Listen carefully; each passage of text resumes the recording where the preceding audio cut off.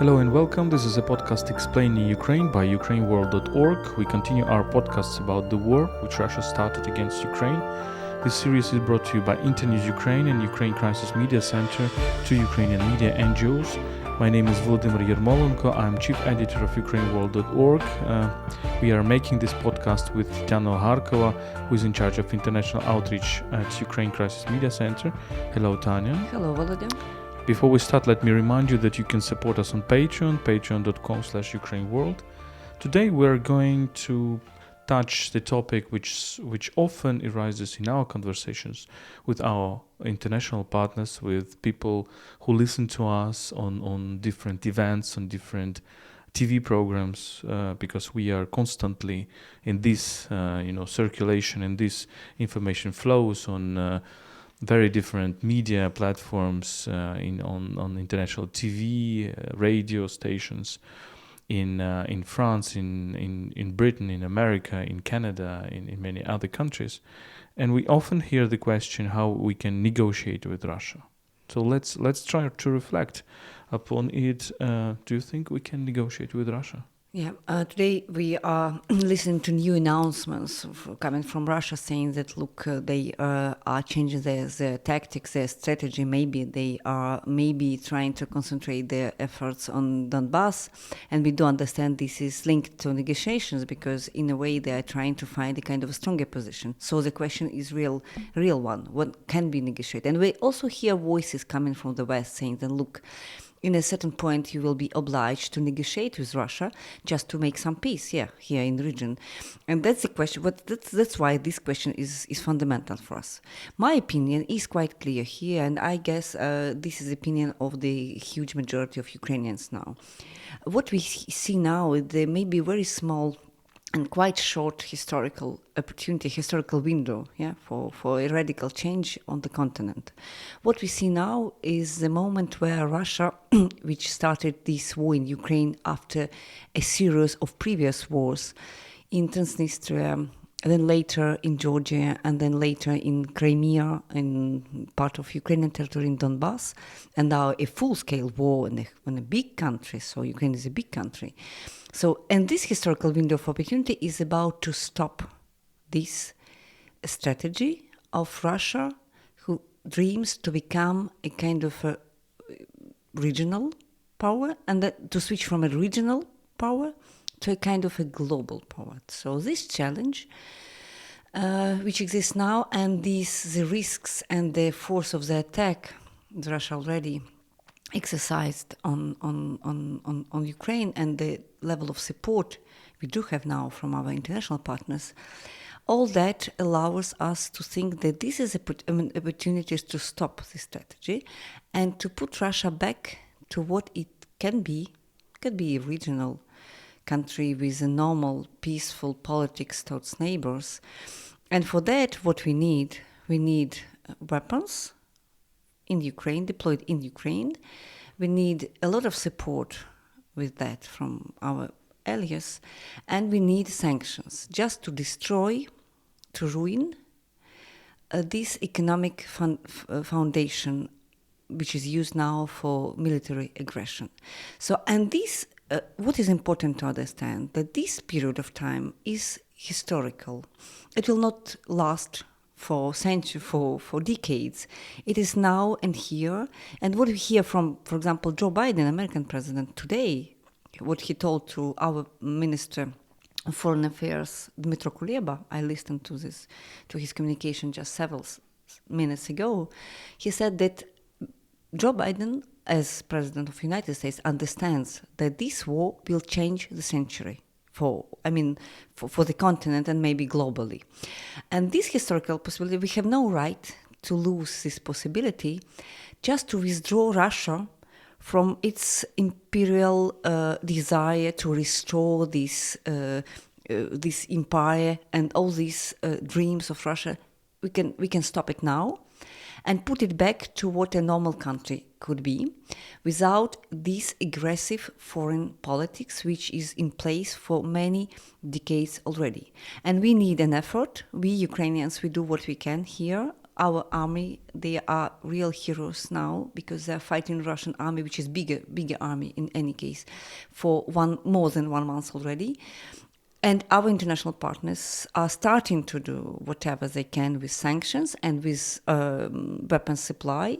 But we all need to do a little bit more and to make this decisive effort now just to stop Russia and to bring a new security agenda to the continent. Because we cannot continue with these small wars which lead to another war. So what happened in Transnistria many years ago, it allowed later what happened in Georgia.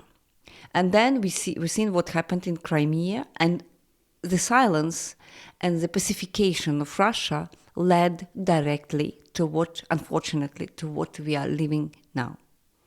Yes, exactly. And what have we learned about this war already is that Ukrainians will not surrender, of course, this is clear, and Ukrainians will not live under Russian occupation. So if Russians enter the cities, they will face a partisan war, and we are seeing right now these tactics of Ukrainians, the increasingly partisan war on the territories that Russia occupied.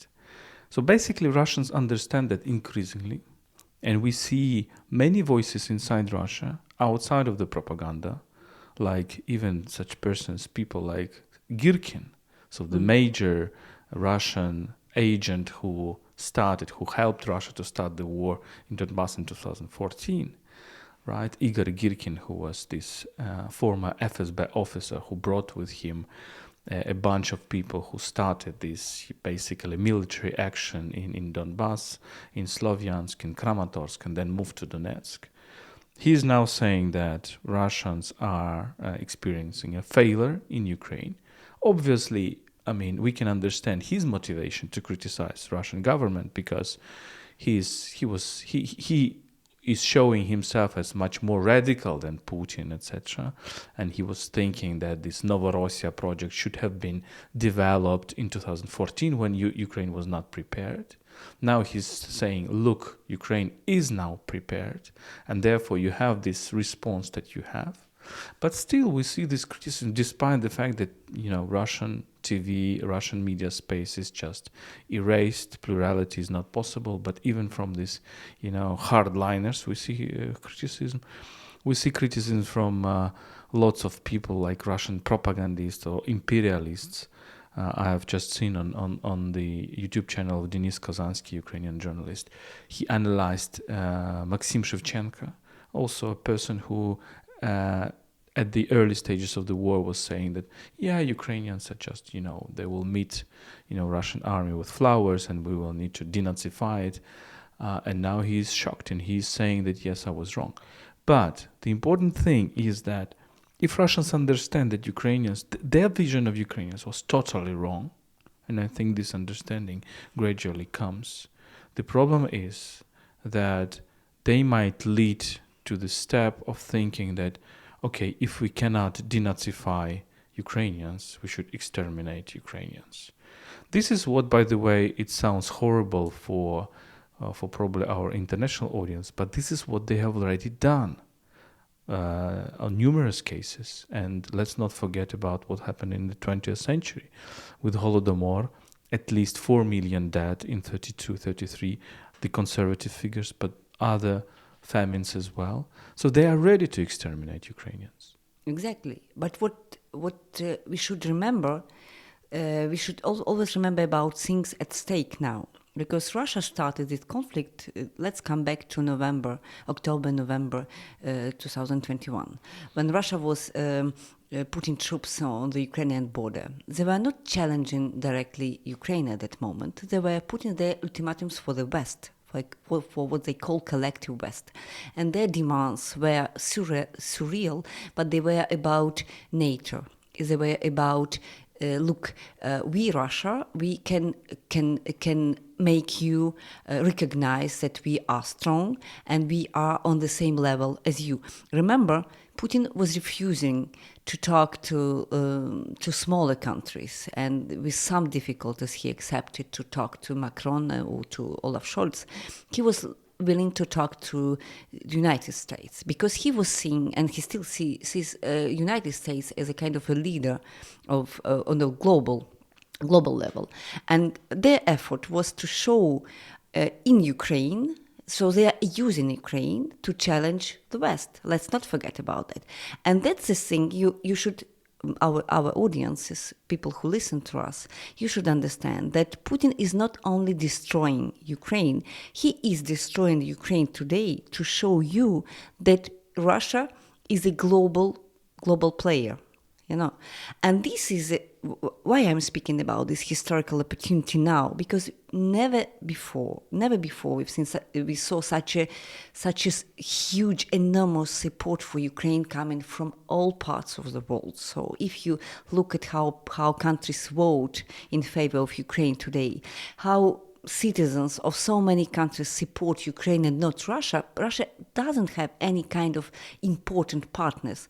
China is ambiguous situation, but it is not a real democratic country. So what we see now, it is real historical battle between democratic, civilized world and a kind of world of tyranny, of world where such attacks against civilians are possible and normal, but against a world where you can exterminate people, you can kill pregnant women, you can bombard, children, and this is normal. So this is a real historical battle between two visions of what the life on the planet should be. So that's why exactly we cannot lose this battle, because we cherish our lives and we all want to survive this war, but it's also because this is not only about Ukraine, it is also about the biggest game. Yes, and it's important to understand, well, we as philosophers, I'm a philosopher and Tanya is also a philosopher. Also a philosopher and literary expert in literature, in history of literature and in culture studies. But we like to speculate about the laws of history, and this is speculation. Historians don't like this speculation, but we philosophers think that as we are bad historians, we can afford this. But from my vision, I mean, any kind of this empire, and we talked about it in one of our previous conversations. Russia is a wounded empire. It feels like it is a wounded empire. It's like empire that lost its territories and wants to get them back. But it never appeared in history. If the empire looks into the past and thinks that my glory is in the past and I should jump into that past to get this previous glory, let's make Russia great again. I'm sorry for this joke. It never happens. It never happens. You can never jump into the past. You can never jump back into the past. So this is a misreading of history, misreading of human time, basically. And the example of other totalitarian regimes of the 20th century, because they were all based upon an idea of going back, jumping into the past, the radical jumping into the past. This is what makes all those far-right regimes in Italy, in Germany, in Spain in 20th century kind of a radical or revolutionary conservatism, right? So conservatism in the way that you should revolutionary jump into the past, revolutionary by violence, for example. And Italians wanted to restore the Roman Empire. Germans wanted to restore the Roman Empire of German nation of the medieval times. Francoists wanted to restore the empire of, Charles V or whatever. Russians want to do the same, and it will fail. And that's what our audience has to understand. It will definitely fail. So the Russians are making this mistake, and Ukrainians are the force that will make it fail. Another important thing, which is linked to what you are talking about now, is this historical guilt. What the problem with Russia is also that it never recognized, at least in recent history, in recent centuries, the guilts it committed, the crimes it committed against people, against other countries, and against its own population.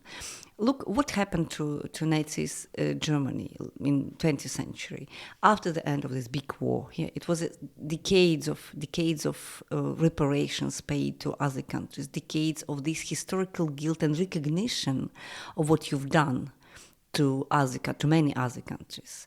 And what happened to totalitarian regime in Russia, and where is the root of this problem, is that never Soviet Russian and post-Soviet Russia never recognized the communist crimes against its own population. It never happened. So, and when you never punish a regime and you never punish a country and responsible people for what they've done, you are almost sure to have this again. So, and Russia lives in this feeling of untruly punished by historical obstacles. So they, for example, Putin, he considers the decomposition of Soviet Union as he said, one of the most important geographical tragedies of the 20th century. So for him, it's like a let's make USSR great again. You know, it's only and people support that because they don't have this feeling of guilt for what their grandfathers were responsible for. This is important thing. And what we can do now, and what is to do now, is to make Russia lose this war. But that's not the only goal. The next goal would be to make it recognize the crimes it committed in Transnistria, in Georgia, in Ukraine, in Crimea, and then on the whole territory of Ukraine, and make them pay for that. In terms of money, maybe for reconstruction. And when a whole generation, or maybe even two generations, will pay. I remember reading somewhere that Germany was paying the reparation for many decades, and they started doing that not so long ago, in fact. So maybe in 2000 something. So when your country, when your population pay for what your people, what your country, what your state did in the past, you understand that you are responsible in a way. So I'm also always impressioned by this irresponsibility of Russia, and it comes directly from the fact that they were never punished for what they did in the past. So if now we have this possibility, historical possibility, to make them fail, make them lose the war, and then to pay for all the crimes they committed in Ukraine, it will be a good lesson and the necessary lesson for Russians. I mean, for maybe one or two generations. And we will never see in what we see today in Voice of America or any other foreign media vox pop, in what they do when they ask today, for example, people in the States, what do you think about this war? They will not say you that, it's justified war, something like that. When it will be a good historical lesson. And I'm almost sure that a different Russia is possible. Like a different Germany was possible after Hitler, after all these terrible things which happened during the Second World War. So a different approach, a different feeling of guilt and responsibility. Yeah, I think it will change everything on the continent. Let's hope so, but in Germany there is a humanistic tradition, intellectual humanistic tradition. There is German Enlightenment. Let the Russians use their humanistic tradition. Immanuel Their big Kant, literature, great literature. The problem with Russian literature is that it, in many cases, well, there are cases, of course, of good things, but in many cases it has prepared Russian society for what's going on now. Yeah, but this is close subject. Crime and punishment. Yes. So they're classics. So what we see now, these are total, absolute crimes. Let it be punished. Let all that lead to a punishment. Yeah, but let's remember Dostoevsky. This is one of your favorite topics. You can elaborate on that because you wrote well before these events, I think in 2015 or 16, you wrote a text, what does it mean to have a crime without punishment and punishment without crime? Yeah. Basically, this is what good Russian literature was reflecting upon. Your favorite Daniel Harms, for example, but really, I think the Dostoevsky's Crime and Punishment is the end of the big European humanistic tradition of saying that after crime there should be redemption. This is tradition which goes from Balzac to Victor Hugo to many other French literature, which Dostoevsky, for example, translated. But what we see in the Crime and Punishment, in my interpretation, is that he disassociates punishment with the crime. He just says there can be no externally imposed punishment for the murder, the only punishment can be your remorse, your internal remorse, conscious, and then some religious transfiguration. So there is nothing in the external world, in the legal world. Nothing legal. In the legal world, there can be no legal, punishment for a crime, and that's horrible. I think this, Russian internal, this kind of this focus so much on some deep psychological, spiritual things. Well, it can, of course, inspire some people, but it's just erasing the clear thing, which is a question of proportion that we asked many times in this podcast, the question of legal proportion, that if there is a crime, there should be punishment. And really, and on the other side, this topic of punishment without a crime, which we have seen in the Soviet Union, which is basically we are experiencing now, because Russians are saying we are punishing Ukrainians for what crimes? Or for crimes that we invented, that we fantasized about. This is the punishment for inexisting crime, but they're sure that this is a punishment. This is you're absolutely right, because what we've seen in Russian literature in the beginning of 20th century, during the beginning of this totalitarian time, there were a very popular idea of this punishment without crime. What happens when you live in a totalitarian society? You are punished all the time, and you committed no crime, in fact. But you are punished by the absence of freedom, by the lack of everything you need, etc., etc. And this was a kind of very important transformation. The great question of 19th century crime and punishment, and really all these 70 years of Soviet Union was punishment without crime. But at the same time, what Russia shows us today, this crime without punishment, and what I was talking about, talking about Transnistria and Georgia and Crimea, what we can testimony that we see that. So we have this memory of our generation. We were there, and we know that Russia is proceeding by making crimes for which it's not punished, and then it continues and it escalates.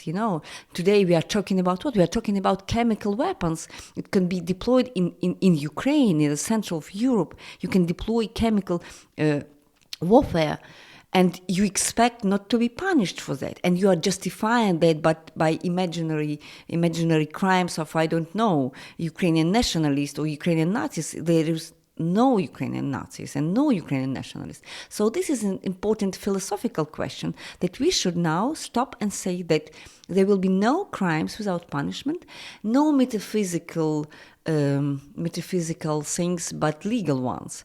And I was always astonished when I saw that there is a kind of fascination coming from the West to this Russian soul, because they do feel this Russian alterity, Russian difference, from this Western world. And what seems to be boring for our audience, maybe just boring legal, legal contracts, legal punishments, courts and procedures, they might seem boring for you.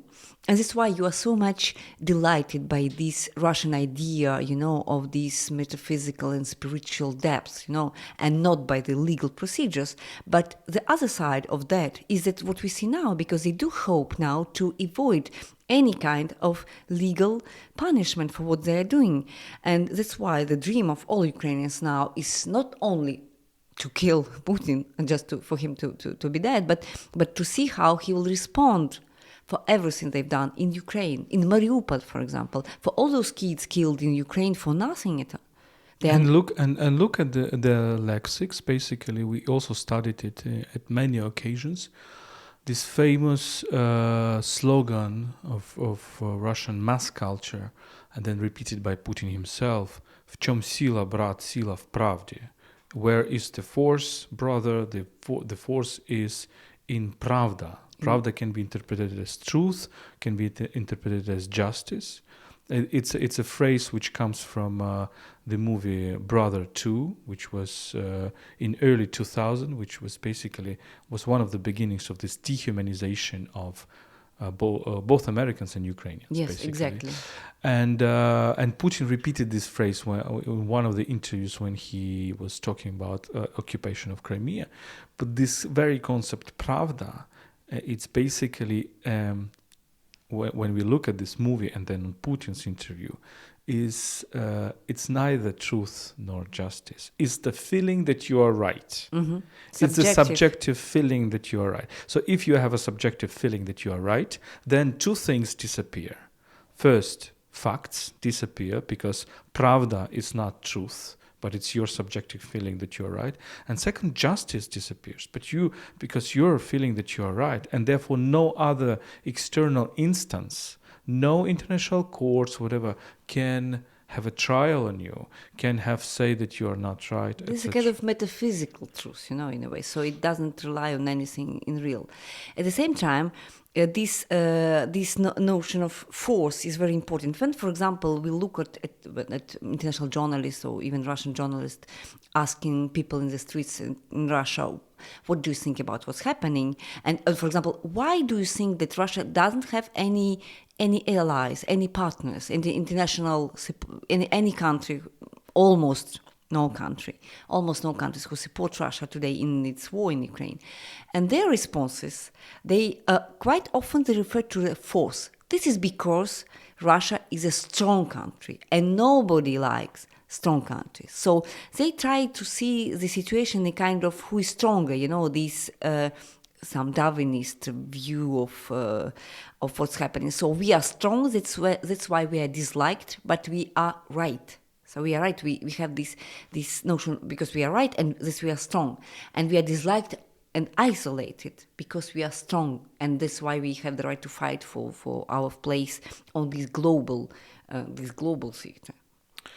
Yes, and what you mentioned is Russian attitude to the empire, to its own empire, to the decolonization, to the de-imperialization, to this feeling of guilt which is absent in Russian discourse, indeed. And I think it's also, we have seen how they express attitude to the Western decolonization. Why, for example, these very pejorative reflections upon all those Black Lives Matter movement, etc. They call it cancel culture. Yeah, they were saying that, look, this is the problem of decolonization. You should never go into the decolonization logic. This was a mistake by the Western world. Therefore, they are just too weak, and we are strong. We will keep our empire. We will never decolonize. We will never de-imperialize. And this is also very important because it has a direct relation to Ukraine, right? Mm-hmm. And they read, for example, I remember the book of Andrei Glucksmann, The Tyranny of Repentance. No, it's a book by Pascal Bruckner. Oh, sorry, Pascal Bruckner, Tyranny of, how you say that? Repentance, yes. Repentance, no? It was about these modern European and Western societies which were feeling guilt, historical guilt towards societies and countries which were colonized. And he was pointing out all the exaggerations in a way, and saying that, look, they were strong, you were strong, and in the past, but now this feeling of guilt is everywhere. And he was in a way criticizing Western societies for that. But what we see in Russia, this is the direct opposite of this guilt. There is no guilt at all, and no recognition of any crime committed against any colonized nation. Like, we've never heard anything told about what they've done with Ukrainian culture, starting from centuries, but in 19th century, many bands. We've never heard anything about Holodomor, about millions of Ukrainians who died during these early 30s. Nothing about Chernobyl as well, because it was a Soviet empire in a way. And once again, the same idea that this absence of punishment leads directly to the absence of sentiment of guilt, which is absolutely inexistent in Russia. Let's hear something. In our podcast, we will try to also to spend some 5 to 7 minutes in each episode about Russian disinformation, Russian propaganda. Although my feeling is that the word disinformation is not a good word, because it's not about lies. It's something deeper. I think it's about primarily dehumanization. It's about the narrative that dehumanizes Ukrainians, Europeans, Americans, etc. The moral thing in this Russian propaganda is much more important than this, just the level of lies, disinformation, hiding facts, etc. But let me also go to this fact that this word pravda, it just replaces two other, which are the factual concept, facts, which is truth, but also the concept of justice, the concept of moral and legal. And therefore they are replacing all that. For example, the Orthodox Church, how the Orthodox Church is acting itself. One of such priests that we quote in our monitoring, you can see it on our Twitter, UkraineWorld, under the hashtag Grey Zone, which we do with our partners Texty.org.ua, is saying that Russian invasion is a necessary surgery against Ukrainian cancer. The war in Donbass was a, quote, huge wound, which, quote, produced lots of metastases. The surgery of such a chronic disease cannot be simple. This is one of the priests that says. So he's basically justifying the all possible atrocities because it's against, Ukrainian cancer. Also, we see lots of quotes. The special operation aims to protect peaceful population of Donbass, and it's also only directed against Nazis. So when they bomb maternity hospitals, when they bomb residential areas, when they erase the city of Mariupol, when they just shell heavily Chernihiv, Kharkiv, this is just protection of peaceful population. And I wonder why they're attacking Russian-speaking cities, why they're not attacking, I don't know, Western Ukrainian cities. Maybe they will, we don't know. But they are just killing people whom they want to protect. The Russian-speaking people in Mariupol, Russian-speaking people in Kharkiv. And my answer to this question is that they just don't care. They don't care about Russian-speaking people. They even don't care about Russians themselves. Yeah. Because the question is, okay, Ukrainians are saying Russia lost over 15,000 people already dead. Americans are saying, 16 already. 16. Americans are saying, probably less, probably, I don't know, what is the figure in American estimates, but it's a little bit lower. Russians said yesterday they have lost 1,300 something, I think. Yeah. The question is, what is the memory of this remaining 15,000 or 10,000? Because they never report about it. They will go to the mothers of these mostly kids and say you should shut up, right? I think that what is clear is that they are instrumentalizing all kind of information. It's linked to postmodernism. They are affirming that there is no reality, but just versions of reality. And that started back in 2014, and where they were presenting maybe 5 or 6 versions of what happened to MH17, not just to affirm, to say that our version is that happened because of that, but just to make this kind of possibilities. For them, it looks like reality itself doesn't exist. When they, for example, they take people from Mariupol now, and they are transporting them to Russia, and then they're making these people tell on camera that this was Azov battalion who was bombarding Mariupol. They are writing just another version of the realities, because for them the reality itself, it doesn't exist, it doesn't matter. And this is linked to this modernization, to this postmodernism, to this philosophy of multiple roles, multiple realities. They are affirming that nothing is real and everything is possible, as Peter Pomerantsev put it many years ago, already in link with what was happening in Ukraine, by the way. So they are creating this kind of possible numerous realities which could exist, and there is no truth in all that, everything is possible. So you might present the same fact in a different manner, and it will be absolutely different situation. And that's why we have to come back to reality. Also, maybe the lesson of this war. There is no other interpretation of what is happening in Mariupol than the Russian army bombarding people in Mariupol. That's what's happening. So we have to come back. I mean, not only Russia, but we also in Ukraine and in our Western partners, we have to come back to reality and to see things what they are and to respond questions which are logical in this situation. So who is responsible for it? What can be done about that? What direct actions can be taken? So this is important to come back to this speculative, philosophy of what's happening and to come back to reality because we are losing reality. And that's why all these complotist theories are flourishing everywhere because people, they don't like to look what is ordinary. So life is ordinary and reality is ordinary, and that's why people in our virtual realities, they like to look, it's much more interesting to invent something more original. We have to come back to what is happening really. Yes, I fully agree. So what else? Our question of this podcast, can we negotiate with Russia? And one of my arguments since 2014 was that if the Western world is focused on the logic of positive-sum game, Russia is focused not even on the logic of zero-sum game, but on the logic of negative-sum game. The logic of positive-sum game presumes that we enter into transactions and hope everybody will win. And the key question is who will win more.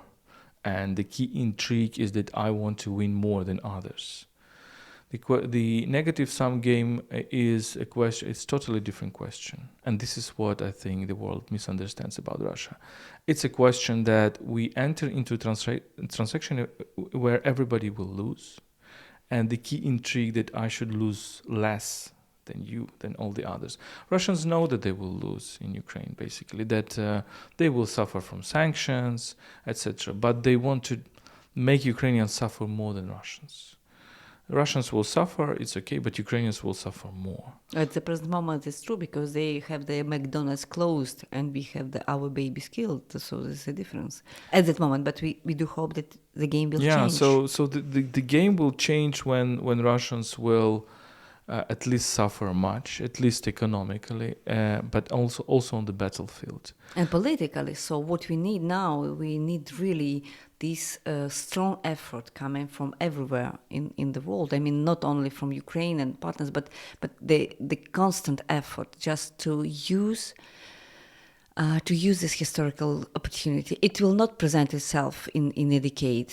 I'm almost sure that what we see now is a historical change to end the game, to end this game which lasted for already several decades, at least after the end of the Soviet Union, and apart from it is possible. So people are so afraid of Russia, but Ukrainians are showing that you should not be afraid of Russia, that Russian army, Russian strength is overestimated, and that you can really fight against Russia, and it is possible, it is feasible, and that basically...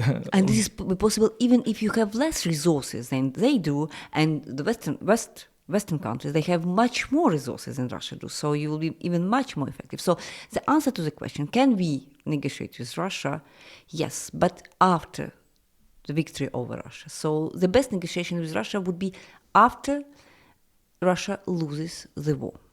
Yes, they need to have a motivation for negotiate, the motivation to go from a hell in which they should find themselves, because their tactics is different. Their tactics is coercion to peace, to create huge problems for everybody and then negotiate. This was the result of these tactics was Minsk agreements. Therefore, Ukrainians were so much against these Minsk agreements. We can do the same with Russia. Coercion to peace and going to the logic of very important losses, political, military, economic, and then push them to negotiate to at least go away from these losses. And all the other tactics which was used by, for example, Europeans, all these negotiations, compromises, Nord Stream 2, gas supplies, well, we see that doesn't work. What you see as a compromise, Russia is seeing as a weakness, as your weakness, and they continue their tactics. We will finish on that. This was a podcast explaining Ukraine by UkraineWorld.org, a co-production of Internews Ukraine and Ukraine Crisis Media Center. Tetyana Ogarkova, who is in charge of international outreach of Ukraine Crisis Media Center, My name is Volodymyr Yermolenko. I'm chief editor of UkraineWorld.org. Follow us on Twitter. We are very active on Twitter, UkraineWorld, Facebook, also Instagram, and follow our podcast on SoundCloud, Google Podcast, Apple Podcast, and YouTube. And you can support us on patreon.com/UkraineWorld. Stay with us and stand with Ukraine.